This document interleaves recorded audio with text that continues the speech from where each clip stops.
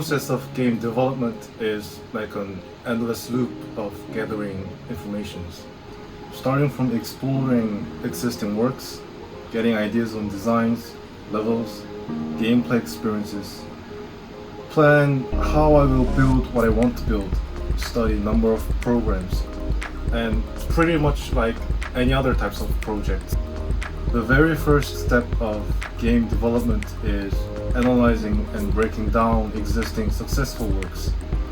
The games that I analyzed before jumping into the actual project was Outlast, Biohazard, The Coma, and more. And the goal is to find out what makes me feel the horror and really think about how I can apply them into my game and make the players feel the horror that I did.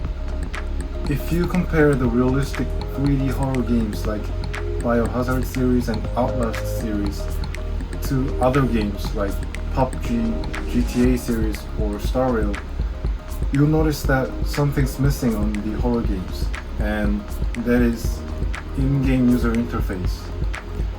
For horror games to be successful, the core key point is to induce players' immersion as much as possible.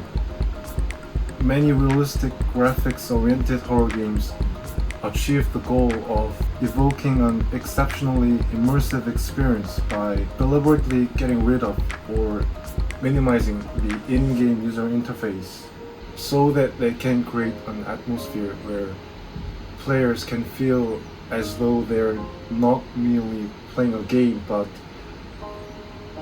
rather they're actually watching a real horror movie. And that is what I did to my project. Besides a game being scary or not, a game should be fun to play. It must give time to get used to the space and let the player learn the mechanics, give obstacles, tensions, and challenges. Level design determines all the questions of when the player will face what, how, and why. The sense of horror comes from uncertainty. If you know what's gonna happen when and how, then there's not gonna be any tension, horror, and not fun. Hence, during the level design process of the project, the main keyword was uncertainty. It should be uncertain where the enemies would pop up from or when.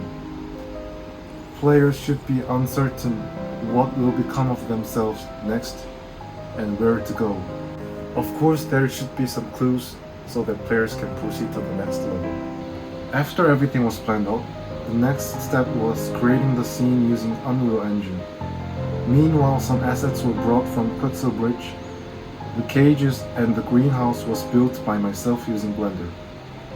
Building 3D assets using Blender was new and refreshing experience for me. Gave me better understandings of not only the software itself, but also differences in various 3D asset formats such as OBJ, USD, FBX, and how collisions work in the engine. And also got new visions of game production process. The most challenging part was using the Unreal Engine. If I were to sum up the whole process of building the game with Unreal Engine, I'd say falling in endless loop of tutorials. I get stuck in one thing, find tutorials about it, feel like I can solve it, and then it doesn't work the way it did in the tutorial, then find another tutorials about the error I faced, and repeat.